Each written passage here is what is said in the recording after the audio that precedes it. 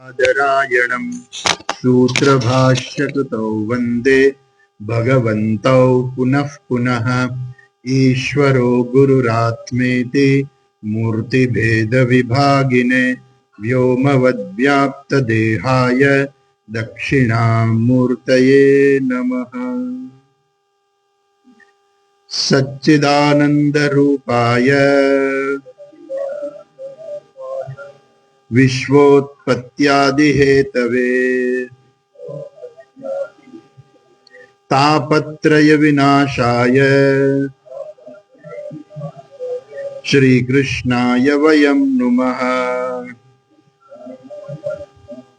यं प्रव्रजन्तमनुपेतमपेतकृत्यं द्वैपायनो विरह कातर आजुहाव पुत्रेति तन्मयतया तरवोऽभिनेन्दुः तं सर्वभूतहृदयं मुनिमानतोऽस्मि।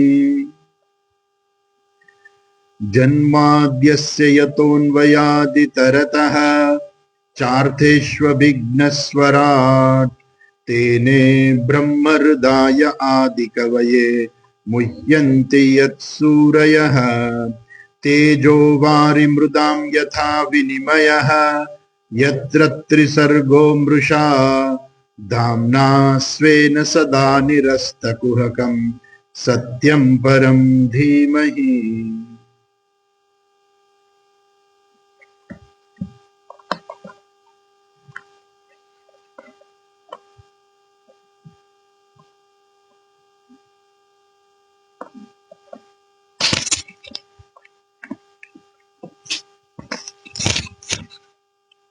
ગઈ વખતે આપણે જોઈ રહ્યા હતા કે પરીક્ષિત રાજા જે છે એને શ્રાપ મળ્યો કે તમને 7 દિવસ પછી તક્ષક નાગ છે તમને કરડશે અને તમારું મૃત્યુ થશે. એ સમાચાર એને મળી ગયા અને એના જીવનમાં વૈરાગ્ય આવ્યો. એને એમ થઈ ગયું કે હવે 7 જ દિવસ જીવન જીવવાનું છે, તો હવે આ બધું મારે રાખીને શું કરવું? આ રાજ્ય ભોગવીને મારે શું કરવું? આ સંસાર ભોગવીને મારે શું કરવું છે? બધાનો ત્યાગ કરી અને જીવનમાં વૈરાગ્ય પ્રાપ્ત થયો. કઈ વખતે પણ આપણે જોયેલું કે ઈશ્વરની પ્રાપ્તિ માટે જીવનમાં વૈરાગ્ય જરૂરી છે. આમ તો સાવ સીધી સાદી વસ્તુ છે કે જે છોકરાને મેડિકલ કોલેજમાં એડમિશન લેવું હોય, 12મા ધોરણની અંદર એને તમે એક મોબાઈલ આપી દો એટલે એ છોકરો નાપાસ થઈ જાય 12મામાં. પછી તમારે એને 12મામાં સાયન્સના વિષયોમાં એને સારા પર્સન્ટેજ લેવા હોય, મેડિકલમાં એડમિશન લેવું હોય તો એને બધાથી એને દૂર રાખવું પડે. એના જીવનનું એક જ ધ્યેય હોવું જોઈએ કે મારે કેમ કરીને 12મા ધોરણની અંદર સાયન્સના વિષયોમાં મારે સારા પર્સન્ટેજ લેવા છે. એટલે એ બધું જે છે એના મિત્રોથી દૂર થઈ જશે, ટીવીથી દૂર થશે, મોબાઈલથી દૂર થશે. એ સમયે જાણે કે શું કરવું પડે? એના પ્રત્યે વૈરાગ્ય રાખવો પડે. એમ જે માણસને ઈશ્વરની પ્રાપ્તિ કરવી છે તો સીધી વસ્તુ છે કે જો જેને ઈશ્વરની પ્રાપ્તિ કરવી છે તો એના જીવનમાં વૈરાગ્ય હોવો જોઈએ કે એને ઈશ્વરની પ્રાપ્તિ કરવી છે, બીજું બધું છોડી દે. જો ખરેખર જેને ઈશ્વરની પ્રાપ્તિ કરી હોય ને એનાથી સહજથી બધું છૂટી જાય. કેમ છૂટી જાય? કેમ કે જેને જે વસ્તુ પ્રાપ્ત કરવી હોય ને એ વસ્તુ જો એને ખરેખર પ્રાપ્ત કરી હોય તો બીજી વસ્તુ એને ગમે જ નહીં. આપણે આમ બધું કહીએ વૈરાગ્ય વૈરાગ્ય, તો વૈરાગ્ય એટલે ગઈ વખતે પણ આપણે જોયું હતું કે વૈરાગ્ય એટલે તમારે વસ્તુનો અભાવ નથી, એના પ્રત્યેનો રાગનો અભાવ છે. અને રાગ એટલે શું? કે આ વસ્તુ મને મળે અને હું સુખી થઈ જઈશ. હવે જો જેને ઈશ્વર પ્રાપ્ત કરવા હોય, જે ખરેખર જેને મારે ઈશ્વર જ પ્રાપ્ત કરવા, મારે બીજું કાંઈ નથી જોઈતું, તો એના જીવનમાં વૈરાગ્ય સહજ છે. એટલે ભલે શાસ્ત્રમાં એવું કહ્યું હોય કે તમારે વૈરાગ્ય હોવો જોઈએ, પણ વૈરાગ્ય હોવો જોઈએ તમે જ્યારે તમને ઈશ્વર પ્રત્યે રાગ થાય, ઈશ્વર પ્રત્યે પ્રીતિ થાય, તો પછી વૈરાગ્ય છે ને બહુ સહજતાથી આવી જાય. ખાલી ખાલી વૈરાગ્ય શું કરવો? કોઈ માણસને ખાલી વૈરાગ્ય હોય શું કામનો?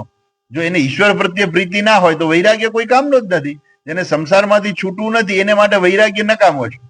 એ શું કરવાનું હતું? વૈરાગ્ય લઈને શું કરશે? એ વૈરાગ્ય શેના માટે છે?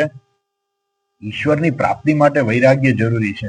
અને જરૂરી છે એટલા માટે કહેવામાં આવે છે ખરેખર તો કે પેલા છોકરાને એવું કહેવામાં આવે ને કે ભાઈ જો તારે 12મા ધોરણમાં સારા ટકા લેવા હોય ને તો આ મોબાઈલ મૂકી દે, ટીવી મૂકી દે, મિત્રો પાસે ફરવાનું મૂકી દે. અત્યારે શાસ્ત્ર એમ કહે છે કે ભાઈ તમારે ઈશ્વરની પ્રાપ્તિ કરવી હોય ને તો આ બધા જગતના પદાર્થો મૂકી દો એક બાજુ. એ નેચરલ છે, એમ સાચી જ વસ્તુ છે. એમાં વૈરાગ્ય એટલે એમ કે બહુ મોટી વસ્તુ એવી નથી, પણ આમ મોટી વસ્તુ છે કારણ કે લાગે એવું, પણ એ એક નેચરલ છે. નેચરલ છે એટલે શું કે સહજ છે કે જો માણસને ઈશ્વરની પ્રાપ્તિ કરવી હોય તો વૈરાગ્ય હોવો જોઈએ. પરીક્ષિત રાજાને ખબર પડી કે હવે મારું 7 દિવસ પછી મૃત્યુ છે, હવે આ સંસારના ભોગ મારા માટે બધા નકામા છે. આ રાજા પણ હું જે રાજા પણ ભોગવું છું એ પણ નકામું છે. એને તરત જ એને પોતાના દીકરાને જન્મે જઈને બોલાવીને રાજ્ય આપી દીધું અને પોતે એ રાજ્ય છોડીને નીકળી ગયા અને સીધા ગંગા કિનારે ગયા. અને આ વાત તો હસ્તિનાપુરના રાજા હતા ને, એ ક્યાંય જાય તો આખા હસ્તિનાપુરની અંદર શું આખા દેશમાં બધે ખબર પડી જાય, કેમ કે હસ્તિનાપુરના સમ્રાટ હતા. સમ્રાટ એટલે ચક્રવર્તી સમ્રાટ હતા. સમ્રાટ એટલે આજુબાજુના બીજા બધા જે રાજ્યો હતા એ બધા એની નીચે હતા.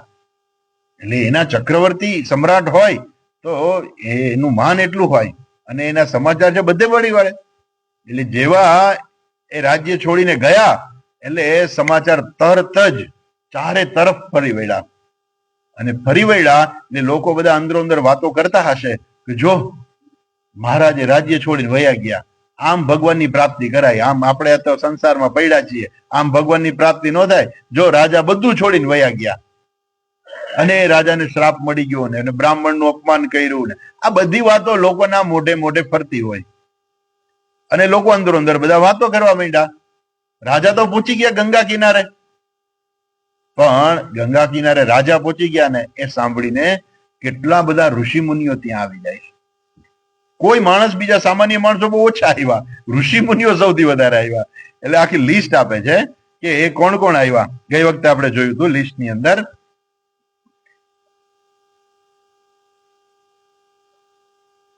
પછી છેલ્લે શ્લોકમાં એ પણ જોયું કે આ બધા ઋષિ મુનિઓ આવ્યા. સશિષ્યાહા તત્રોપજગ્મુઃ ભુવનમ પુનાના મહાનુભાવા મુનયસ્સ શિષ્યાહા પ્રાયેણ તીર્થાભિગમાપદેશૈઃ સ્વયં હિ તીર્થાની પુનંતિ સંતઃ.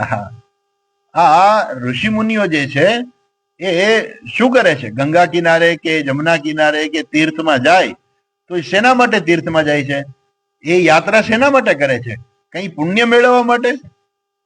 આપણે બધા પ્રયાગ ગયા હતા ને બધા સ્નાન કરવા, કે પુણ્ય મળી જાય, પુણ્ય મળી જાય.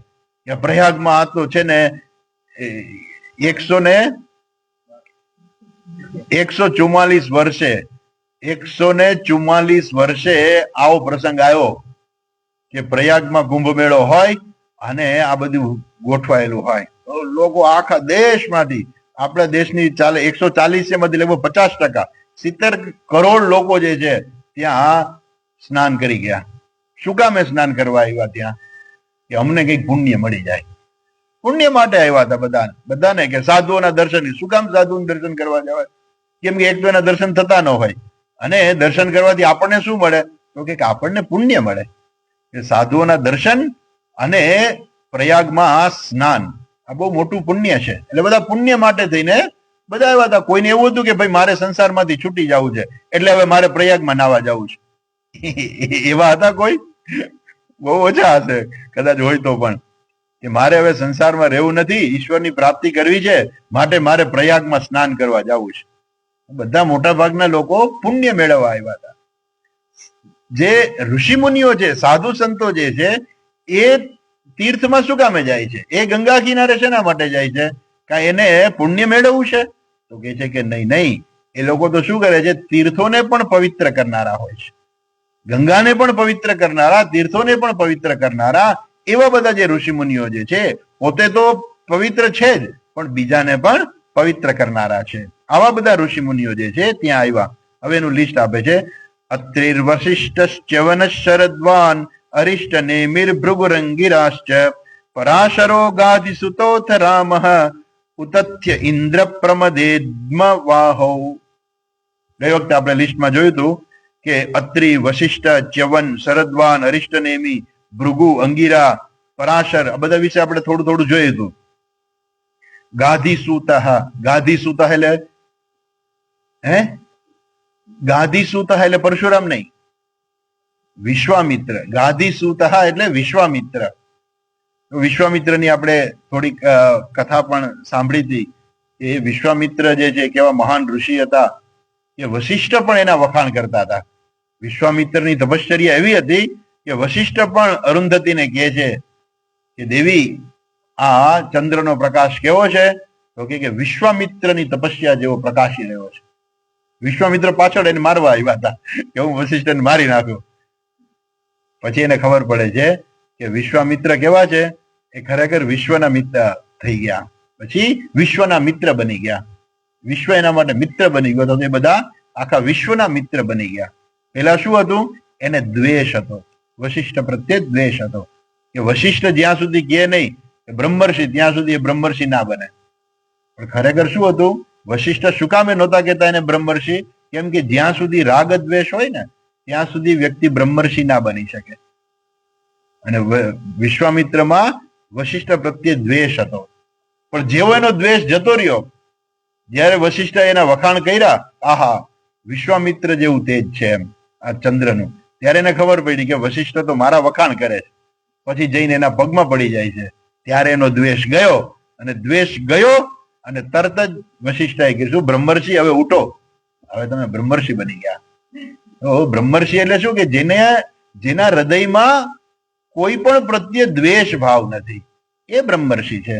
તો ત્યાર પછી વિશ્વામિત્ર છે બ્રહ્મર્ષિ બની ગયા. ગાધિસૂત રામ, રામ એટલે પરશુરામ. એ સમયનો હતો. ગઈ વખતે પણ આપણે ચર્ચા કરેલી કે 21 વખત પૃથ્વીને નક્ષત્રી કરનાર એ પરશુરામ હતા. અને એ સાક્ષાત ખરેખર તો ઈશ્વરનો અવતાર જ ગણાતા. જયારે ભગવાન રામ મળે છે ત્યારે જોવે છે કે ભગવાન સાક્ષાત આવી ગયા છે, હવે મારું કાર્ય પૂરું થઈ ગયું છે. અને ત્યાર પછી પરશુરામ જતા રહ્યા. પણ એની ફરસી કહેવાતી પરશુરામની, પરશુરામ જે ઘોડા ઉપર, કાળા ઘોડા ઉપર બેસતા અને એ ફરસી લઈને યુદ્ધ કરતા, અને ફરસી લઈને એવી રીતે યુદ્ધ કરતા કે જેમ જેમ ફરસી ફરતી જાય ને એમ એમ લોકોના માથા, યોદ્ધાઓના માથા જે છે નીચે પડતા જતા હતા. ધ્રુજી ગયા હતા બધા રાજાઓ છે, પરશુરામથી ધ્રુજી ગયા હતા. એટલે એ પરશુરામ જે છે બહુ તેજસ્વી હતા. પેલાના જમાનામાં એવું હતું. આજે તો ઊંધું થઈ ગયું છે કે આજે લોકો એવું જ કે બ્રાહ્મણો હવે શસ્ત્ર વિદ્યા શું શીખવાની હોય. પણ એ વખતના બધા બ્રાહ્મણો એ બધી શસ્ત્ર વિદ્યા જાણતા હતા. તમે જો પાંડવો અને કૌરવના ગુરુજી દ્રોણાચાર્ય એ શસ્ત્ર વિદ્યાના જ્ઞાતા હતા. બધી શસ્ત્ર વિદ્યા આવડે, જરૂર પડે તો એ લોકો ઉપયોગ કરતા. મોટા ભાગે એ લોકો ન કરતા. મોટા ભાગે એ લોકો યુદ્ધમાં આવતા નહીં. પણ એ જે શસ્ત્ર વિદ્યા એને પ્રાપ્ત થઈ હોય ને એના શિષ્યોને ભણાવતા. એની પાસે જે કઈ જ્ઞાન વધારે પ્રાપ્ત થયું હોય વિદ્યાનું, શસ્ત્ર વિદ્યા, એ બધું શિષ્યોને ભણાવતા. પણ પોતે દૂર રહેતા મોટા ભાગે. પણ જરૂર પડે તો એ લોકો યુદ્ધ પણ કરી શકતા. એટલે આજકાલ ઊંધું થઈ ગયું છે કે બ્રાહ્મણો એટલે કોઈ યુદ્ધ ના કરે. એવું નહીં. બ્રાહ્મણો એ જો ક્ષત્રિયો બરાબર ન ચાલે તો બ્રાહ્મણો પણ હાથમાં શસ્ત્ર ઉપાડી લેતા. એ સમય હતો. તો પાછા આવીએ તો એ ગાધિસૂત, પછી અથ રામ એટલે પરશુરામ. ઉતથ્ય ઇન્દ્ર પ્રમદ ઇદ્મવાહો એટલે ઉતથ્ય અને ઇન્દ્ર પ્રમદ, અને પછી છે ઇદ્મવાહો. એ કઈ બહુ એના વિશે આપણી પાસે પેલું નથી. ઉતથ્ય વિશે એવું કહેવાય છે કે ઉતથ્ય જે છે એ અંગીરાના પુત્ર હતા. અને એક વખત એવું કહેવાય છે કે એને કોઈ સાથે કઈ ઝઘડો થઈ ગયો હશે, પેલા કઈક વરુણદેવ સાથે કઈક ગુનો કર્યો હશે. વરુણદેવ છે બધું પાણી પી ગયા. આખી પૃથ્વીનું જેટલું પાણી હતું બધું પી ગયા હતા આ ઉતથ્ય. એટલે એ બધા બહુ તેજસ્વી ઋષિ મુનિઓ હતા. ઉતથ્ય. અચ્છા, ઇન્દ્ર પ્રમ ઇદ્મવાહો. હજુ આગળ લિસ્ટ છે. જો કે છે 10મા શ્લોકમાં કે છે મેધાતિથિર દેવલ આર્ષ્ટિશેણ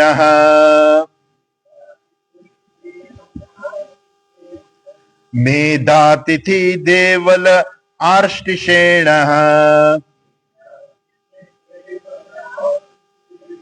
भारद्वाजो गौतमोः पिप्पलादः भारद्वाजो गौतमः पिप्पलादः मैत्रेय और्वः कवशः कुम्भयोनिः मैत्रेय और्वः कवशः कुम्भयोनिः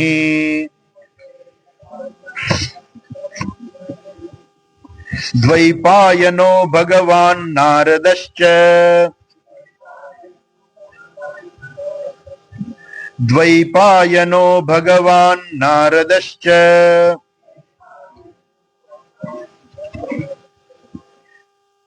मेधातिथिः देवलः आर्ष्टिशेनः भारद्वाजः गौतमः पिपलादः मैत्रेय और्व कशवः कुंभयोनिः द्वैपायनः भगवान नारदश्च અને ભગવાન નારદઃ આ બધા ત્યાં આવ્યા. મેધાતિથિ દેવલ, દેવલ જે છે એ બહુ મહાન ઋષિ હતા ને બહુ મોટા પંડિત પણ હતા. એ ઘણા બધા લોકોને એને જ્ઞાન આપ્યું. ગૌતમ વિશે તો તમે સાંભળ્યું જ હશે, ગૌતમ ઋષિ. આમ તમને ગૌતમ ઋષિની વાત ખબર નહીં હોય, પણ તમને અહલ્યા કહું તો તરત જ યાદ આવી જશે. ભગવાન રામચંદ્રજીએ અહલ્યાનો ઉદ્ધાર કર્યો હતો. અહલ્યા બહુ જ તેજસ્વી અને રૂપાળા હતા, અને એના રૂપની અંદર મોહી, અને ઇન્દ્ર જે છે એ એનું જે પતિવ્રતા જે છે એનો ભંગ કરે છે, અને એ ગૌતમ ઋષિનું રૂપ લઈને આવે છે. અને જ્યારે ગૌતમ ઋષિ આવે છે ત્યારે એને ખબર પડે છે કે ઇન્દ્રએ આવું કર્યું. એટલે ગૌતમ ઋષિએ ઇન્દ્રને તો શ્રાપ આપી દીધો, પણ અહલ્યાને શ્રાપ આપી દીધો કે તું પથ્થર બની જા.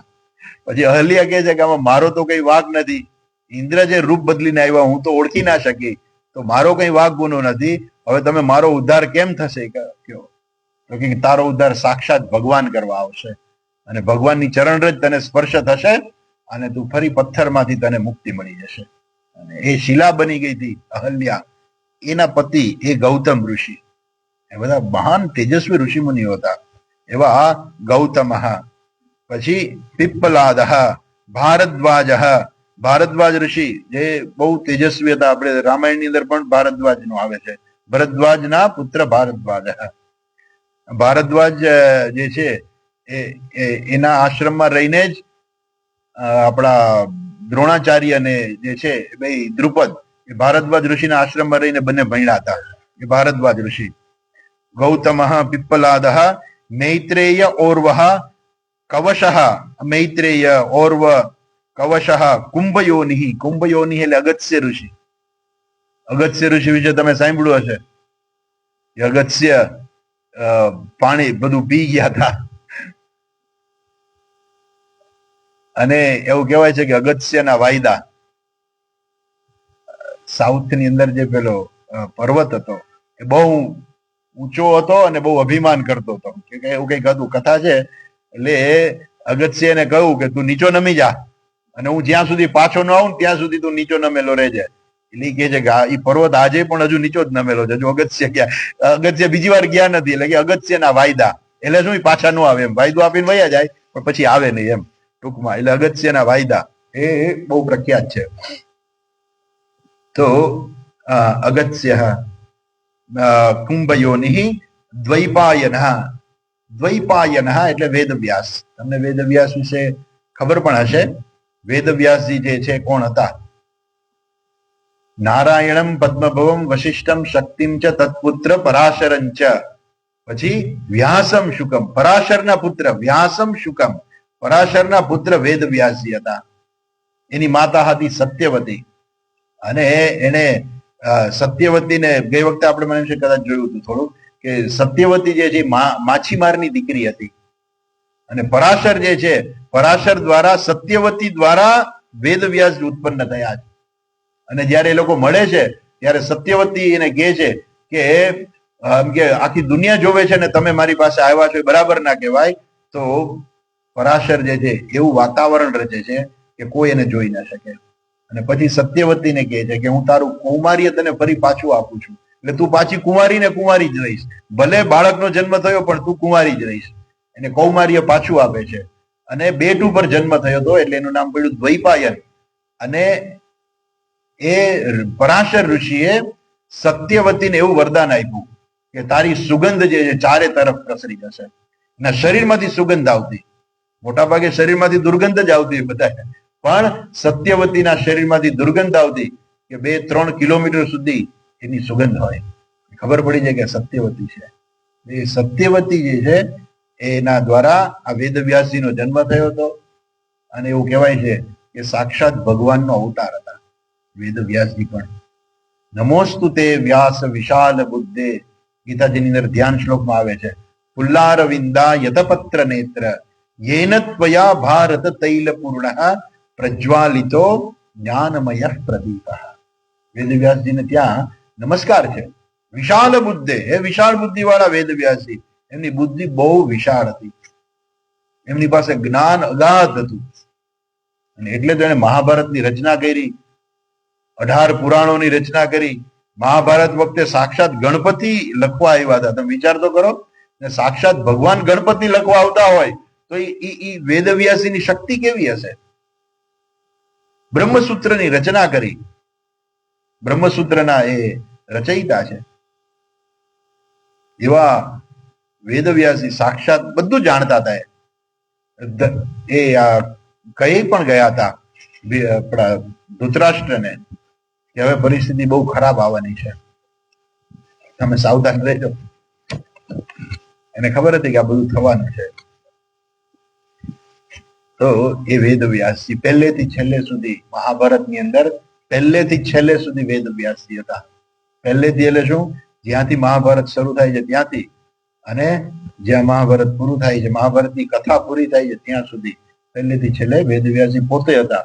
લખનાર પણ પોતે જ છે, એટલે રચનાર પણ પોતે જ છે, અને એ પોતે પણ બધી જ જગ્યાએ હાજર હતા. એવા દ્વૈપાયનઃ, એટલે એને ભગવાન શબ્દ લાગે છે. ભગવાન બધાને ના કહેવાય, પણ જેની પાસે ભગવાન એટલે શું કે જેની પાસે અપરિમિત માત્રામાં, પરિમિત એટલે માપી શકાય, અપરિમિત માત્રામાં જેની પાસે બધું જ હોય, જ્ઞાન હોય, વૈરાગ્ય હોય, સંપત્તિ હોય, બધું હોય. વેતિ વિદ્યામ વિદ્યામ છે, જે વિદ્યા વિદ્યાને જાણે છે, જે ભૂતાનામ આગતિમ ગતિમ, જે ભૂતોની આગતિ ગતિ, દરેક ભૂતો, દરેક જીવનું જ્ઞાન ભગવાન પાસે છે. આ જીવ કોણ છે અને એને કેટલા જન્મમાં ક્યાં કર્મો કર્યા હતા, અત્યારે ક્યાં છે, શું કરે છે, એના ખાતામાં ક્યાં શું પડ્યું છે, બધું ભગવાનને ખબર. અને દરેકે દરેક જીવ એ ભગવાન, સવાચ્યો ભગવાન ઇતિ. પણ છતાંય ભગવાન શબ્દ જે છે એ જેમાં કંઈક પણ વધારે માત્રામાં કંઈ હોય ને તો એને પણ ભગવાન કહેવાય. જેમ કે વેદવ્યાસજી છે તો એની પાસે અપરિમિત માત્રામાં જ્ઞાન હતું. એ જ્ઞાનના દ્રષ્ટિકોણથી વેદવ્યાસજીને પણ ભગવાન કહેવાતા, કે ભગવાનનો જ અવતાર છે. આમ તો બધું ભગવાનની જ અભિવ્યક્તિ છે, પણ છતાંય જેમાં ભગવાનની અભિવ્યક્તિ વધારે પડતી હોય તો એને આપણે ભગવાન ટાઇટલ લગાડી દઈએ. બાકી તમે બધા બેઠા છો, તમે બધા ભગવાન જ છો, કેમ કે ભગવાનથી બીજું કઈ છે જ નહીં જુદું. જે કઈ છે બધું ઈશ્વર છે, તો તમે ભગવાન જ છો ને. એવું કોણે કીધું તમે ભગવાન નથી? પણ ભગવાનની જે અભિવ્યક્તિ થવી જોઈએ ને એવી અભિવ્યક્તિ આપણા શરીરમાંથી નથી થતી. જ્યારે વેદવ્યાસજી છે એને ભગવાનનું ટાઇટલ એટલા માટે મળે કે એ શરીરમાં જ્યારે હતા ત્યારે અત્યંત જ્ઞાનનો પ્રાદુર્ભાવ થયો. એટલે શું, એ અત્યંત, એનું જ્ઞાન અત્યંત વિશાળ હતું. અને નારદજી પણ, એટલે જેની પાસે અપરિમિત માત્રામાં વધારે પડતું જેની પાસે, એટલે આપણે શંકરાચાર્યજીને પણ કહીએ ભગવાન શંકરાચાર્યજી. કેમ કહીએ? કેમ કે એની પાસે પણ જ્ઞાન અને વૈરાગ્ય જે છે એ ખૂબ હતા. એટલે જ્ઞાનના દ્રષ્ટિકોણથી શંકરાચાર્યજીને પણ ભગવાનનું ટાઇટલ લાગે. ભગવાન બધાને ના કહી શકાય, પણ આમ બધા ભગવાન જ છે, પણ છતાંય ટાઇટલ ભગવાનનું લગાડાય નહીં બધાને. કેમ કે જેની અભિવ્યક્તિ જે છે ને એ જે થાય એ ભગવાન. આમ બધા ભગવાન જ છે, પણ અભિવ્યક્તિ આપણામાંથી અભિવ્યક્તિ નથી થતી એટલી ભગવાન જેટલી કોઈ. તો જેનામાં અભિવ્યક્તિ થાય એને આપણે ભગવાનનું ટાઇટલ આપીએ. અચ્છા, પાછા આવીએ તો એ ભગવાન નારદશ્ચ, અને નારદજી વખતે તો ઘણું બધું આગળ આવી ગયું છે. નારદજીની કથા આપણે શરૂઆતમાં ઘણી બધી જોઈએ છીએ કે નારદજીનું જીવન કેવું હતું. નારદજી પાસે ઇન્ટરનેશનલ પાસપોર્ટ વિઝા હતા કે જેને કોઈ ક્યાંય રોકી ના શકે. એ ગમે તે લોકમાં જાય એને કોઈ રોકનાર હતું નહીં, ક્યાંય પણ કોઈ એને રોકી નહોતું શકતું. આપણે અહીંથી અમેરિકા જવું હોય ને તો ના જવા મળે. હા, તમારે નેપાળ જવું હોય ને તો વાંધો નહીં, એમાં તમારે પાસપોર્ટની જરૂર ના પડે, વિઝાની જરૂર ના પડે, તમે નેપાળ જઈ આવો એમ. એમ નારદજીને એવું હતું કે દુનિયાના કોઈ પણ લોકની અંદર એ જઈ શકતા, અને એમાં એને કોઈ પાસપોર્ટ કે કોઈ વિઝાની જરૂરિયાત નથી પડતી. હંમેશા એટલા મહાન હતા, એ સાક્ષાત બ્રહ્માજીના પુત્ર હતા. એટલે એ નારદજી જે છે એને પણ ભગવાનનું ટાઇટલ લાગે છે, ભગવાન નારદશ્ચ. આ પ્રકારે આ બધા ઋષિ મુનિઓ છે. મૈત્રેય ઋષિ જે છે એવું કહેવાય છે કે એ વિદુરજીના ગુરુજી હતા. એ વેદવ્યાસજીને પણ મળ્યા હતા, એમની સાથે એમણે ચર્ચાઓ પણ કરેલી. એ મૈત્રેય ઋષિ જે છે, મૈત્રેય, ગૌતમ, આ બધા ઘણા બધાના આજે પણ ઘણા બધા લોકો કહે કે આ અમારું ગોત્ર છે. અમારું ગોત્ર શું? તો કે મૈત્રેય ગોત્ર, અથવા તો કે ગૌતમ ગોત્ર. આ બધા ગોત્ર આજે પણ એ ચાલ્યા આવે છે. ઓકે, આગળ જોઈએ 11મો શ્લોક.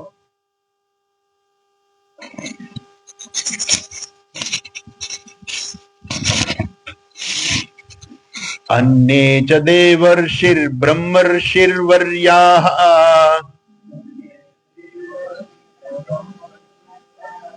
अन्ये च देवर्षिर्ब्रह्मर्षिर्वर्याः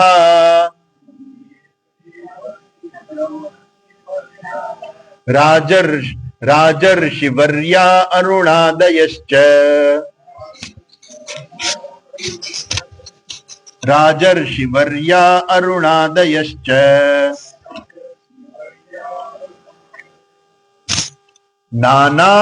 नानार्षेय प्रवरान् समेताः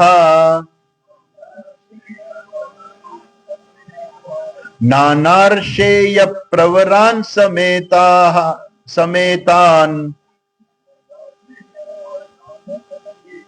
समेतान છે બરાબર. ત્યાં નાના વર્ષેય પ્રવરાન સમેતાન અભ્યર્ચ્ય રાજા શિરસા વવંદે અભ્યર્ચ્ય રાજા શિરસા વવંદે. સમેતાન એટલે એકઠા મળેલા. અન્ય જ દેવર્ષિ બ્રહ્મર્ષિ વર્યાહા, અને બીજા એટલા બધા ઋષિ મુનિઓ આવ્યા હતા કે જે દેવર્ષિ કહેવાને લાયક હતા, જે બ્રહ્મર્ષિ કહેવાને લાયક હતા. એનું અહીંયા લિસ્ટ જ નથી. બીજા તો કેટલાય આવ્યા હતા, ભેગા ઘણા બધા થઈ ગયા. રાજર્ષિ વર્યાહા અરુણાદયશ્ચ, અને અરુણ વગેરે ઋષિઓ જે રાજા હતા કે જે રાજર્ષિ સમાન હતા એવા અરુણાદયશ્ચ, એવા અરુણ વગેરે રાજર્ષિઓ પણ ત્યાં આવ્યા.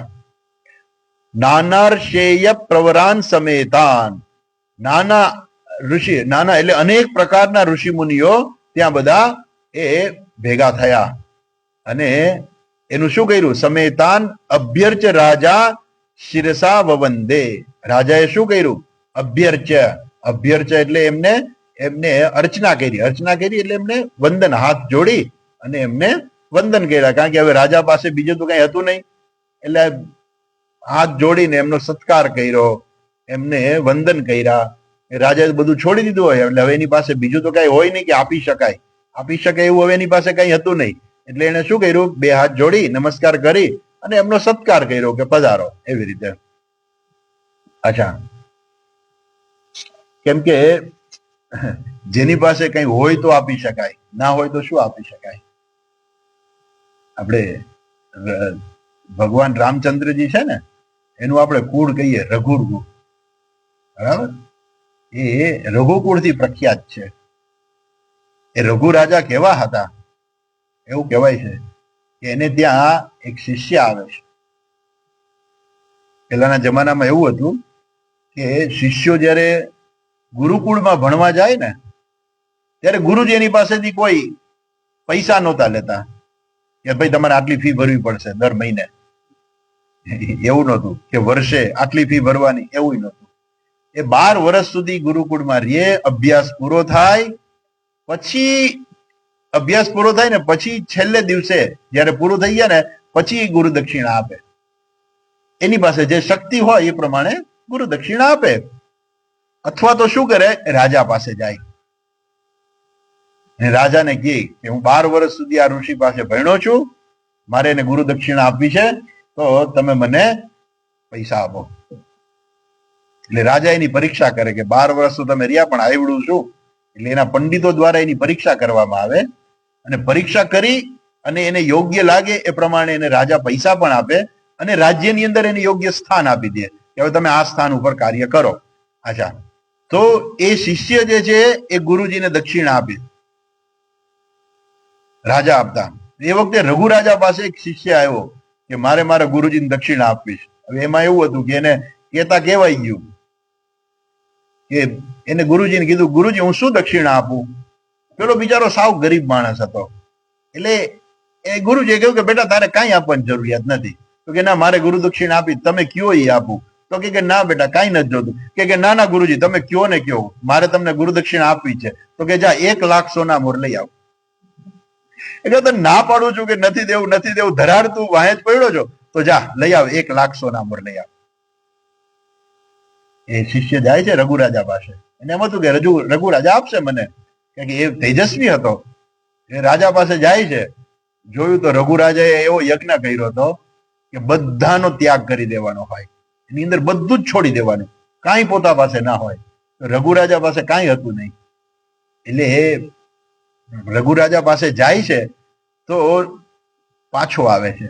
એટલે રાજા એને બોલાવે છે કે બ્રહ્મચારી તમે આવ્યા હતા, શેના માટે આવ્યા હતા, કયો તો ખરા. તો કે મહારાજ તમે નહીં કરી શકો એમ. તો કે શું હતું, કયો તો ખરા. તો કે મહારાજ તમે બધું ત્યાગી દીધું છે, હવે તમે બધું આપી દીધું દાનમાં, હવે તમારી પાસે કાંઈ નથી. તો કે ના ના, હજુ મારી પાસે આ રાત બાકી છે, હજુ આવતીકાલ સવાર સુધી હજુ હું રાજા છું ખરો, મારી પાસે છે હજુ તાકાત. તો કે મેં મારા ગુરુજીને વચન આપ્યું છે 1 લાખ સોના મોર આપીશ હું તમને દક્ષિણામાં. હું તમારી પાસે લેવા આવ્યો, પણ તમે બધું છોડી દીધું છે. હવે તમે મને પાણી આપ્યું, એ માટલામાં આપ્યું, તમે ઓલું લાકડાના કુલ્લડમાં આપ્યું, માટીનું કુલ્લડ હોય ને, માટીના કુલ્લડમાં તમે મને પાણી આપ્યું. હવે તમારી પાસે જ કઈ છે નહીં. તો રાજાને ત્યાં જાય તો સોનાના વાસણમાં પાણી મળે, આ તો હવે માટીના વાસણમાં પાણી આપ્યું, તમારી પાસે હવે કઈ છે નહીં, તમે મને નહીં આપી શકો. રાજા કે હજુ મારી પાસે મારા શસ્ત્રો છે, મેં બધું દાન આપી દીધું છે, મારી પાસે હજુ મારા શસ્ત્રો છે. અને એવું કહેવાય કે એને સીધો હુમલો કર્યો કુબેર ઉપર, અને કુબેરનો ભંડાર જે છે એ આખો ખોલી નાખ્યો, દરવાજા ખોલી નાખ્યા, અને એ વરસાદ વરસ્યો. એટલે પેલા કે લઈ લે તારે 1 લાખ સોના મોર. તો પેલા એને 1 લાખ ગણીને લઈ લીધા, પછી તોય વૈધા. તો કે મહારાજ હજુ આ વૈધું. તો કે તું લઈ જાય, કે મારે કઈ નથી જોતું. તો કે ના મહારાજ, મારે તો મારા ગુરુજીને દેવા માટે જ જોતા હતા, મારે વધારે 1 સોના મોરે મારે વધારે ન જોઈ. તો કે ના ના તું લઈ જાય. કે તો કે ના હું ના લાવું. પણ કહેવાનો આશય એ છે કે રાજા કેવા હતા કે બધું દાનમાં આપી દે, છતાં એની પાસે એવી શક્તિ પણ હતી કે જે એટલે જો રાજા પાસે કાંઈ ન હોય તો એ ક્યાંથી આપી શકે. એટલે પેલાની જમાનામાં શું હતું કે રાજા જે છે એ આપતા, રાજા બધા એ દાન આપતા રાજાઓ. અને એને જે છે એ અહીંયા કહે છે કે અત્યારે રાજા જે છે, પરીક્ષિત રાજા જે છે, એ બધું છોડીને નીકળી ગયા હતા. હવે એની પાસે કાંઈ નથી, 7 દિવસમાં તો મૃત્યુ આવવાનું છે, એટલે કાંઈ છે નહીં. એટલે એને શું આપ્યું, બધું આટલા ઋષિ મુનિઓ આવ્યા હતા, એને શું કર્યું, બધાને શું આપ્યું, કાંઈ નહીં. ખાલી એનો શબ્દોથી એને સત્કાર કર્યો અને બધાને 2 હાથ જોડી એને નમસ્કાર કર્યા. એટલે શું કે છે, સમેતાન નાના આર્ષેય પ્રવરાન સમેતાન અભ્યર્ચ રાજા શિરસા વવંદે. શિરસા વવંદે, એને ખાલી વંદન જ કર્યા, કારણ કે હવે એની પાસે બીજું કાંઈ છે નહીં. અને એને સત્કાર કર્યો, વંદન કર્યા. ઓકે, પછી આગળ કહે છે, જુઓ. સુખોપવિષ્ટેષ્વથ તેષુ ભૂયઃ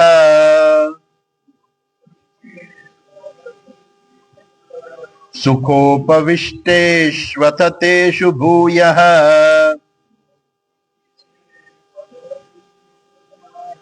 કૃત પ્રણામસ્વ સ્વચિકીર્ષિતમ યત.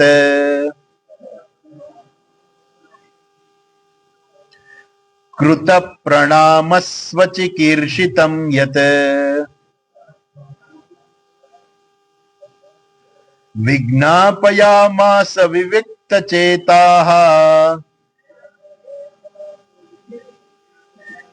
વિજ્ઞાપયામાસ વિવિક્ત ચેતાઃ ઉપસ્થિતોગ્રે વિગૃહીત પાણીઃ ઉપસ્થિતોગ્રે વિગૃહીત પાણીઃ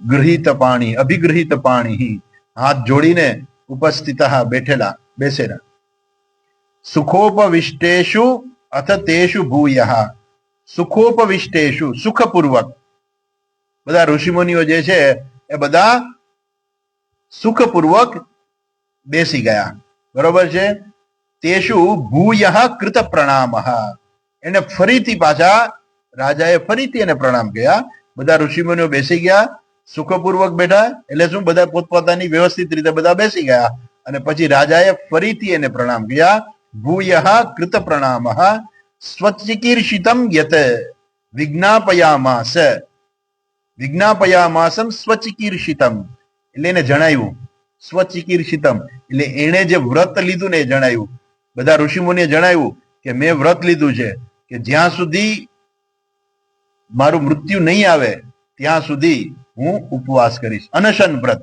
એટલે હવે મેં જળ અને ખાવાનું બધું મેં છોડી દીધું છે હવે મારું જીવનનું એક જ છે ઈશ્વરની પ્રાપ્તિ મેં બધું છોડી દીધું છે એ પોતાનો જે પોતાનું વ્રત જે છે એને કહે છે વિવિક્ત ચેતા વિવિક્ત એટલે જેનું મન જે છે એ વિશેષણ એટલે વિશેષ પ્રકારે જેનું હૃદય જે છે એ શુદ્ધ છે એવા શુદ્ધ હૃદય વાળા જે છે વિવિક્ત ચેતા ઉપસ્થિતો અગ્રે જે સામે ઉપસ્થિત અગ્રે એટલે આગળ બેઠેલા સામે બેઠેલા જે બધા ઋષિમુનિઓ હતા એને ફરીથી એ પ્રણામ કરે છે બે હાથ જોડીને પ્રણામ કર્યા કેવા ઋષિ જે છે વિવિક્ત ચેતા જેનું હૃદય શુદ્ધ છે તમે જો કેવું એનું હૃદય શુદ્ધ હશે કે એનાથી આ ભૂલ થઈ ગઈ એનું કારણ તો પેલો કલિયુગ હતો પણ એનાથી ભૂલ થઈ ગઈ ને તો પણ એને પોતે જ માંગી લીધું ભગવાન પાસે કે ભગવાન મને એવું ફળ આપો કે હું જિંદગીમાં બીજી વખત આવું પાપ કર્મ ના કરું આ મારાથી જે ભૂલ થઈ ગઈ એનું મને એવું ફળ આપો કે હું જિંદગીમાં બીજી વાર આવું કોઈ દિવસ પાપ કર્મ કરું નહીં અને બીજા લોકો કેવા હોય જે પાપ કર્મ કરતા હોય બધા કેવા હોય એ કે ના ના આ કઈ પાપ થોડું કહેવાય આ કઈ ખોટું થોડું કહેવાય એ તો એવું તો કરવું જ પડે ને એવું તો થાય જ ને એવું તો બોલાય જ ને એવું કરાય જ ને તો જે લોકો જે છે આ લોકની અંદર આ કલયુગ અત્યારે એટલો બધો વધી ગયો છે કે રોજ તમે ન્યૂઝપેપરમાં વાંચતા હશો બધા સમાચારો આવતા હોય હવે તો ન્યૂઝપેપર વાંચવાનું ઓછું થઈ ગયું છે પણ એ ન્યૂઝપેપરની અંદર રોજ સમાચારો આવે બધા અમુક તો રીઢા ગુનેગાર આ લોકો કહે રીઢા ગુનેગાર એટલે શું એ કોર્ટમાંથી છૂટે ને તો પાછો એ જ ગુનો કરવાના છે ચોરી કરી હોય જેલમાં ગયા હોય ખોટું કર્યું હોય જેલમાં ગયા હોય છૂટ્યા પછી પાછું એ જ કરે એટલે પોલીસ જે છે ઝડપથી ગુનેગારને કેવી રીતે પકડી શકે એને ખબર હોય કે આ માણસ જે છે ને આવો ગુનો હોય ને તો એ આ માણસ જ કર્યો હોય અથવા તો એના કોઈ ગ્રુપ વાળા હોવા જોઈએ આ ચોર કરતા હોય જે લોકો લૂંટફાટ કરતા હોય મારામારી ખૂન કરતા હોય એ બધાને છે ને એક પદ્ધતિ હોય અને એક પદ્ધતિના આધારે જ ઈ ચોરી કરે અને એના દ્વારા તરત જ પકડાઈ જાય પોલીસને ખબર પડે કે અહીંયા ચોરી થઈ છે એટલે જુએ કે કયા પ્રકારે ચોરી થઈ છે એ ચોર કરનાર જે છે એને શું કર્યું છે દરવાજો તોડ્યો છે બાથરૂમની બારી તોડી છે કેવી રીતે એને પ્રવેશ કર્યો અને અંદર જઈને એને શું શું કર્યું છે ફ્રીજમાંથી કંઈ ખાધું છે તો ખબર પડી જાય કે ફ્રીજમાંથી ખાવા વાળો આ ચોર છે પકડાઈ જાય તરત ચોરને એની ટેવ જ હોય ને એ જ પ્રમાણે વર્તન કરે પણ આ બધા કેવા છે જેને કહીએ કે રીઢા ગુનેગાર એટલે શું એને કોઈ દિવસ એમ ન થાય કે મેં આ ખોટું કર્યું છે એ તો વારંવાર કહી જ રાખતા હોય ત્યારે રાજાનું શુદ્ધ અંતઃકરણ વાળા કેમ છે કે એક વખત પણ ભૂલ થઈ ગઈ ને તો એને એમ થાય કે અરે મેં આવડી મોટી ભૂલ કરી નાખી હવે જિંદગીમાં બીજી વાર હું ક્યારેય આવી ભૂલ નહીં કરું એટલે ભગવાનને કહે છે કે મને એવું ફળ આપો કે જે મને જિંદગીમાં બીજી વાર મારાથી થાય નહીં ભૂલ એવા શુદ્ધ અંતઃકરણ વાળા જે છે એને રાજાએ હાથ જોડી અને એને પોતે જે નિર્ણય કર્યો છે કે હવે હું છેલ્લું જે છે મારા જે 7 દિવસ જે છે હું કંઈ ખાઈ પીશ નહીં, અનશન વ્રત છે, મારે માત્ર ઈશ્વરની જ પ્રાપ્તિ કરવી છે. પછી હજુ પોતાનું વર્ણન કરશે હવે આગળ. એને શું એનું વ્રત જણાવવા માંડ્યા કે છે, જો રાજા પોતે જ કહે છે પોતાના શબ્દોમાં,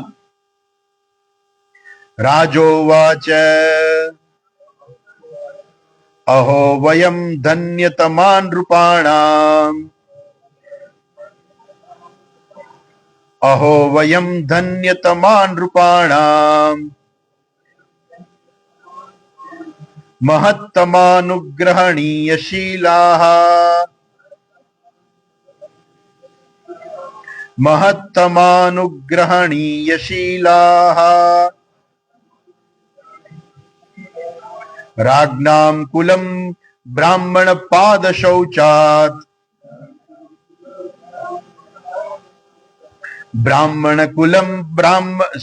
રાજ્ઞામ કુલમ બ્રાહ્મણ પાદ શૌચાત દુરાદ વિસૃષ્ટમ બત ઘર્ય કર્મ દુરાદ વિસૃષ્ટમ બત ઘર્ય કર્મ.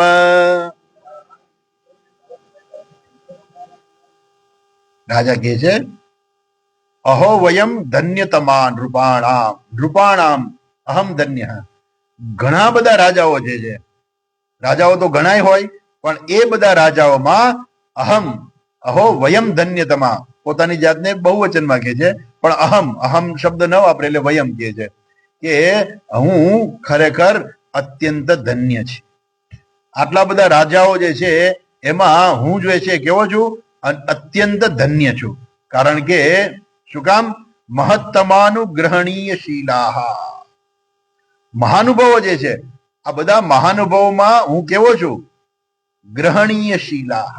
આ બધા મહાનુભાવોની અંદર જે શીલ એટલે સદગુણ, જે સદગુણો છે ને એવા સદગુણ ગ્રહણ કરનારો હું છું. ગ્રહણીય શીલાહ. હું કેવો છું? તો કે છે કે આ બધા મહાનુભાવોમાં જે યોગ્ય છે એવો ગ્રહણ કરનારો હું છું, અને એવું તમે સમજો છો. અચ્છા, એટલે મહાપુરુષો પાસેથી જે સારી વસ્તુ હોય ને એ શીખવાની હોય. દરેક મહાપુરુષ જે છે ને એનામાં ઘણા સદગુણો હોય, પણ કંઈક એવો પણ ગુણ હોય જે કે યોગ્ય ન પણ દેખાતો હોય બહારથી. ખરેખર દુર્ગુણ ના હોય, પણ એનો સ્વભાવ હોય. પણ લોકો શું થાય, લોકો જે છે ને એ કંઈક આવું જ શોધી કાઢે કે એનામાં કંઈક એવી વસ્તુ હોય ને એની ઉપર જ ધ્યાન આપે કે જો આ સાધુ આવા હોય, આ સાધુ, પણ એની પાસે બીજા ઘણા સદગુણો છે. તમે જોયા? આ સાધુ તો બહુ ગુસ્સાવાળા છે. આપણા દુર્વાસા ઋષિ હતા ને, એકદમ ગુસ્સાવાળા હતા દુર્વાસા, પણ તમને ખબર નહીં પડે કે એનામાં કેટલી શક્તિ હતી. એ ચારેય લોકમાં, ત્રણેય લોકમાં એ જઈ શકતા, અંતરિક્ષમાં એ ફરી શકતા, એવી એનામાં શક્તિ હતી. એ શક્તિ ક્યાંથી આવી હશે એનામાં? એમણે તપશ્ચર્યા એટલી કરી હશે ને, તો એવી શક્તિ આવે. એમને એમ કઈ ના આવી જાય શક્તિ. એટલે મહાન તપસ્વી હતા. પણ દુર્વાસાનું નામ પડે ને આપણે થાય કે એ બહુ ગુસ્સાવાળા હતા દુર્વાસા ઋષિ.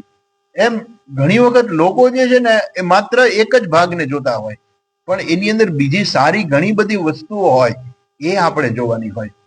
તો આ બધા ઋષિ મુનિઓ જે છે એનામાં જે સદગુણો હતા, એ સદગુણ ગ્રહણ કરવાનું જે છે એ આ રાજા જે છે કે અમે કેવા છીએ?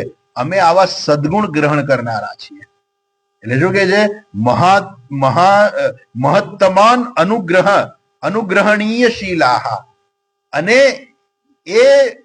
એને કારણે શું થાય છે કે એ ઋષિ મુનિઓનો અનુગ્રહ પ્રાપ્ત થાય. એનામાં ઘણા બધા સદગુણો હોય, પણ જો વ્યક્તિ એનામાંથી કઈ સદગુણ લે તો એ ઋષિને એના માટે કંઈક આદર જન્મે કે ભાઈ આ વ્યક્તિ એવી છે કે જેને મારામાંથી કંઈક સદગુણો લીધા છે. સદગુણો લીધા એટલે જે કંઈક કરવા યોગ્ય છે એવું આ વ્યક્તિ કરે છે. તો મહાનુભાવો જે છે એની કૃપાને પાત્ર આપણે બનીએ. એ તો ક્યાંથી કૃપા આપણને મળે? આપણે હંમેશા ધ્યાન એ રાખવાનું હોય કે આપણે કંઈ ભૂલ ના કરી બેસીએ. મહાનુભાવો હોય તો એનામાં જે સદગુણો હોય એ આપણે ગ્રહણ કરીએ. જ્યારે એને ખબર પડે કે મારા સદગુણો આ વ્યક્તિએ ગ્રહણ કર્યા છે, તો તરત જ એને એના પ્રત્યે કૃપા થાય. આ બધા ઋષિમુનિઓ જે છે એનામાં જે સદગુણો હતા એ લેવા એવું એનું જે શીલ હતું, શીલ એટલે એની એવી જે એની રીતિ હતી કે ઋષિમુનિઓના સદગુણો ગ્રહણ કરતા અને એટલા માટે એના કૃપા પાત્ર થઈ ગયા હતા. મહત્તમાનુગ્રહણીય શીલા અનુગ્રહ, એ મહાનુભાવોનો અનુગ્રહ એને પ્રાપ્ત થતો હતો. કેમ કે શું કામ પ્રાપ્ત થતો હતો? કેમ કે એમણે સદગુણો એવા લીધા હતા. માટે એનો આચાર જે છે, આચાર વિચાર બધા કે ને શબ્દ વાપરે છે આચાર, શીલાહા એટલે આચાર, એટલે યોગ્ય આચાર જે છે એમણે ગ્રહણ કરેલો. રાજ્ઞા કુલમ બ્રાહ્મણ પાદ શૌચાત દુરાત વિસૃષ્ટમ બત ગર્ય કર્મ. જ્યારે વ્યક્તિ, બહુ સરસ અહીંયા અર્થ આપ્યો છે કે જ્યારે વ્યક્તિ શું કે છે, બ્રાહ્મણ પાદ શૌચાત, એટલે બ્રાહ્મણના પગ ધોયા હોય અને એનું જે પાણી હોય, બરોબર છે. આમાં બે ત્રણ અર્થ છે. એક તો પેલું કે બ્રાહ્મણોના પગ ધોવાથી એ ધોયેલું જે પાણી હોય એ પછી શું કરે, તો એ કે પછી તો એને ફેંકી દે ને, બરોબર છે. પણ જે લોકોએ પાપ કર્મ કર્યું હોય ને એનું પાપ કર્મ જે છે એ એના કરતા દૂર ફેંકાઈ જાય. એક અર્થ એવો છે.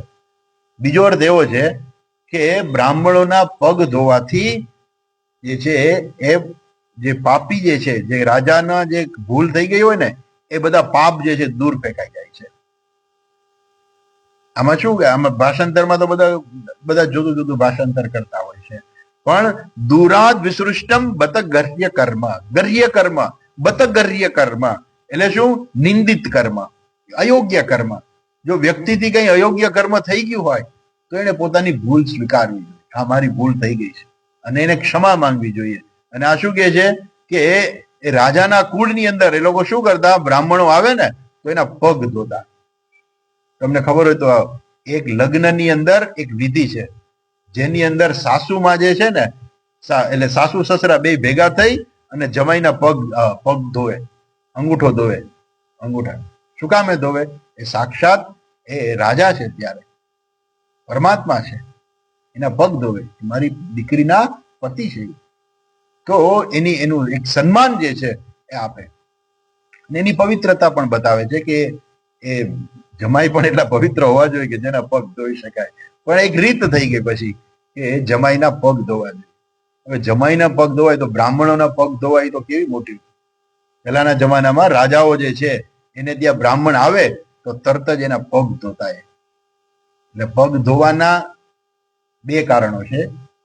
એક તો પોતાની નમ્રતા પ્રદર્શિત કરવી કે સામેની વ્યક્તિના પગ કોણ ધોવે, કોઈના પગ કોણ ધોવે તો કે એના કરતા નિકૃષ્ટ છે, તમે ઉત્કૃષ્ટ છો, હું નિકૃષ્ટ છે, એ સાબિત કરવા માટે થઈને એના પગ ધોવા. એક બીજું પગ ધોવાનું બીજું પણ કારણ હતું કે પહેલાના જમાનામાં વાહનો હતા નહીં. બ્રાહ્મણો આવ્યા હોય ક્યાંથી ચાલીને આવ્યા હોય, પાકા રોડ, સિમેન્ટના રોડ હતા નહીં, બરોબર ને. વરસાદ આવે ત્યાં બધે ગારો થઈ જતો. લોકો ફરિયાદ નહોતા કરતા કે રોડ બગડી ગયા છે. વરસાદ છે તો સ્વાભાવિક છે કે રોડ બગડવાના જ છે, બધાના હતા. અને એ બ્રાહ્મણો જે હોય આવ્યા હોય, ક્યાંથી આવ્યા હોય, પગમાં ધૂળ ઉડી હોય, તો એના પગ ધોવાથી એક તો એનો થાક ઉતરી જાય અને બીજું એના પગ જે છે ચોખ્ખા થઈ જાય. તો આ પગ ધોવા જે છે એમાં એક તો વ્યક્તિની પોતાની નમ્રતા પ્રગટ કરે છે કે મારા કરતા તમે ઉત્કૃષ્ટ છો, હું નિકૃષ્ટ છું, એનો સ્વીકાર કરું છું અને તમારા પગ. એટલે એ બ્રાહ્મણના પગ, એટલે બ્રાહ્મણ સૌથી શ્રેષ્ઠ કહેવાય.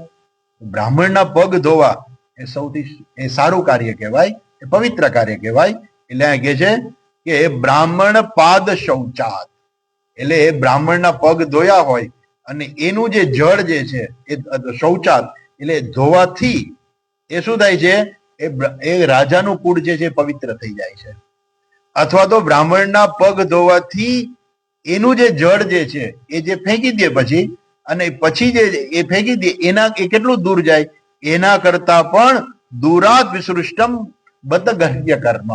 એ જે છે જ્યારે બ્રાહ્મણોને લોકો માન આપે તો એ કર્મ છે ક્યાંય ફેંકાઈ જાય છે. અહીંયા તો સ્વાભાવિક છે. અહીંયા શું કહેવા માંગે છે કે હું તો તમારી પાસે નિકૃષ્ટ છું, મેં તો તમને પ્રણામ કરું છું ને મેં તો ઘણા બધા ઋષિ મુનિઓની સેવા કરેલી છે. હવે માણસ કોઈ બ્રાહ્મણના પગ ધોવે ને તો એનું પાપ ક્યાંય વયું જાય, ક્યાંય ફેંકાઈ જાય.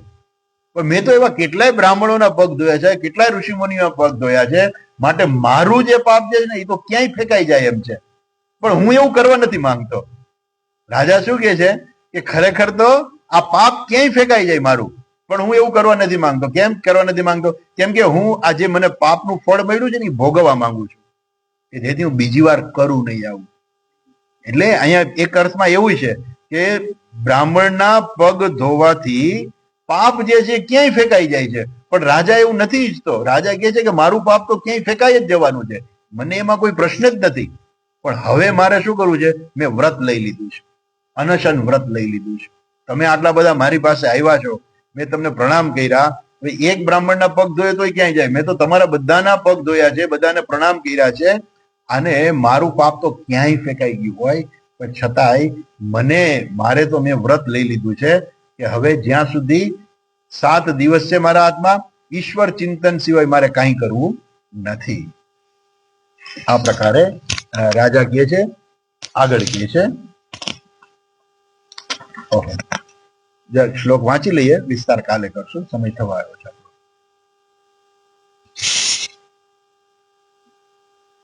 તસ્યૈવ મેઘસ્ય પરાવરેશઃ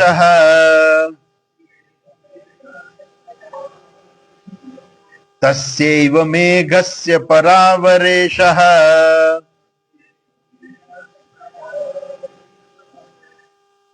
વ્યાસક્ત ચિત્તસ્ય ગૃહેષ્વ ભીક્ષણમ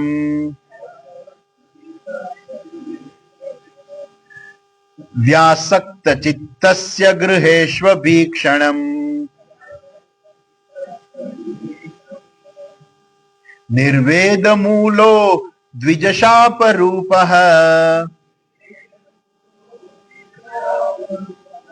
નિર્વેદ મૂલો દ્વિજશાપ રૂપઃ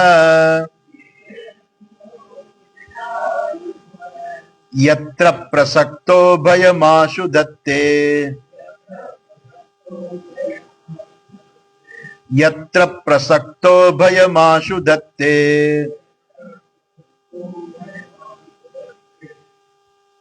ઘણી વાર એવું કહેવાય ને કે ઈ જ લાગના છે. પેલાનું કઈ થયું ને તો કે ભલે ઈ પેલો છોકરો પડી ગયો હોય ને તો કે ઈ જ લાગનો છે, ભલે પડ્યો. એમ અહીંયા પરીક્ષિત રાજા એવું કહે છે કે હું ઈ જ લાગનો છું, ભલે મને શાપ મળ્યો. કેમ? જ્યાં સુધી માણસને શાપ મળે નહીં ને ત્યાં સુધી જે છે ને એ માણસ ઘર છોડે નહીં. એ ભય વગર, જાણે કે ભય વગર છે ને ભય આપણે માણસ સીધો ના ચાલે. આની ગઈકાલે પરમ દિવસે ગઈ વખતે પણ આપણે જોયેલું કે એક પોલીસ ઉભો હોય ને તો બધા લોકો જે છે ને બરોબર વાહન ચલાવે, પણ જેવા પોલીસ જતા રહીએ એટલે તરત જ બધા પાછા વ્યવસ્થિત થઈ જાય. જે સેલ્ફ ડિસિપ્લિન જોઈએ ને એ બધામાં નથી હોતી, એ શીખવું પડે, અને દરેક વ્યક્તિએ શીખવું પડે. જે એનાથી આપણા દેશના ઘણા બધા લોકો બહુ દૂર વયા ગયા છે સેલ્ફ ડિસિપ્લિન માંથી, કે ભાઈ આપણે વાહન ભલે અડધી રાત હોય તોય આપણે વાહન બરાબર વ્યવસ્થિત ચલાવીએ, કે જેથી અચાનક કોઈ વાહન આવી જાય તો એક્સિડન્ટ ના થાય. પણ લોકો એમ લઈ જ લઈએ એમ કે ભાઈ એમાં કાંઈ વાંધો નહીં, તમ તાર જવા દો ને. પણ લોકો કે ભાઈ અહીંયા આમ આ રોંગ સાઈડ છે કે આ, એ કે ના ના તમ તાર જવા દો ને, ત્યારે કોઈ ઊભું નથી.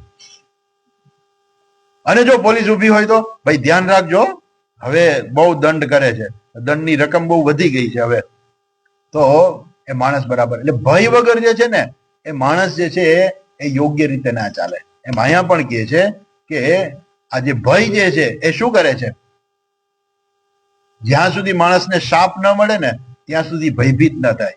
મને શાપ લાગ્યો, મને શાપ લાગી ગયો. એ ભય જે શું કરે છે? એ ભય માણસને, ગઈ વખતે આપણે વાત કરી હતી ને રુદ્ર વિશે, રોદયતિ ઇતિ રુદ્રઃ, જે રડાવે, જે રડાવે ને એનું નામ રુદ્ર. પણ શું કામે રડાવે? ભક્તને શું કામ રડાવે? ભગવાન ભક્તને એટલા માટે રડાવે કે આવે સંસારની અંદર, હવે આ રહીચો પૈચો છે ક્યારે અહીંથી મુક્ત થશે, એને રડાવો તમે, એ રડશે ને એટલે ભગવાન તરફ વળશે. એમ ભય વગર જે છે માણસ જે છે એ ક્યારેય એ ઈશ્વર તરફ ના વળે. જો એને એમ લાગે કે મને શ્રાપ મળી ગયો છે, હવે તો મળી જવાનો છું, તો કે હવે ભાઈ આટલો જ સમય રહ્યો છે, હવે શું કરશું આપણે? ભય વગર એટલે શું? આ છોકરા હોય ને એને ભય લાગે એટલે આ લોકો પરીક્ષાની તારીખ વહેલી જાહેર કરી દે. પછી ઘરમાં જો પરીક્ષાની તારીખ આવી ગઈ, હવે તો તું વાંચવા બેસ. એને ભય દેખાડે કે જો પરીક્ષાની તારીખ આવી ગઈ, બોલો હા પરીક્ષાની મને શું આવડે, હું શું લખીશ, પછી વાંચવા બેસે ને તૈયારી કરવા બેસે. એમ માણસને જ્યાં સુધી ભય નો આવે ને મૃત્યુનો, ત્યાં સુધી એને ભગવાન યાદ નો આવે. પછી એમને હવે 7 જ દિવસ રહ્યા, તો 7 દિવસમાં આવે ભગવાનને યાદ કરવાનું તો બાકી રહી ગયા, તો કે હવે કરો જલ્દી. એમ જાણે કે પરીક્ષિત રાજા જે છે એવું કરે છે કે શું કે છે કે જ્યાં સુધી માણસને જે છે ભય ના હોય ને તેની આસક્તિ બધી પરિવારમાં હોય છે. તસ્યૈવ વિસ્તાર આપણે કાલે જરાક જોઈશું, આજે સમય પૂરો થયો છે. એટલે એ જ્યાં સુધી માણસને જે છે ને ભય ન લાગે ને ત્યાં સુધી માણસને ઘરમાં જ આસક્ત રહે છે. એ ભય છે ને એ ઘરની આસક્તિથી મુક્ત કરાવે છે. વિસ્તારથી આપણે આવતીકાલે જોઈશું. આજે અહીંયા ટકીએ. હરિઓમ. ઓમ પૂર્ણમદઃ પૂર્ણમિદં પૂર્ણાત પૂર્ણમુદચ્યતે પૂર્ણસ્ય પૂર્ણમાદાય પૂર્ણમેવાવશિષ્યતે. ઓમ શાંતિ શાંતિ શાંતિ. હરિ ઓમ શ્રી ગુરુભ્યો નમઃ. હરિ ઓમ.